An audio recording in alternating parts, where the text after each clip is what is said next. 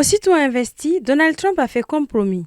Il a décrété l'état d'urgence à la frontière avec le Mexique contre l'immigration, gracié 1500 assaillants du Capitole et signé le retrait des États-Unis de l'accord de Paris et de l'OMS. Donald Trump justifie son retrait de l'OMS par l'écart des contributions financières américaines et chinoises et estime que l'OMS escroque les États-Unis. Dans son texte, M. Trump exhorte les agences fédérales à suspendre le transfert futur de tout fonds, soutien ou ressources du gouvernement des États-Unis à l'OMS et les enjoint d'identifier des partenaires américains et internationaux crédibles capables d'assumer les activités précédemment entreprises par l'OMS. L'Organisation mondiale de la santé a regretté la décision et espère que le président américain va revenir sur son décret.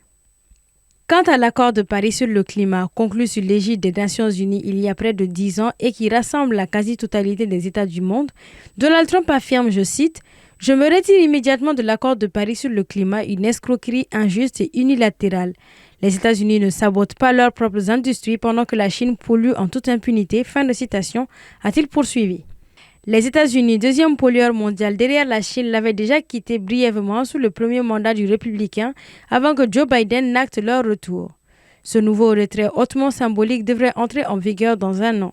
Le nouveau président a aussi réaffirmé lundi son intention d'imposer des droits de douane de 25% sur les produits canadiens et mexicains à compter du 1er février, ce qui pourrait faire grimper l'inflation aux États-Unis.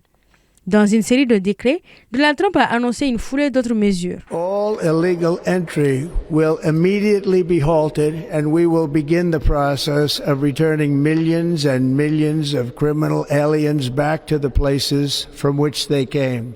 I will also end the government policy of trying to socially engineer race and gender into every aspect of public and private life. It will henceforth be the official policy of the United States government that there are only 2 genders, male and female.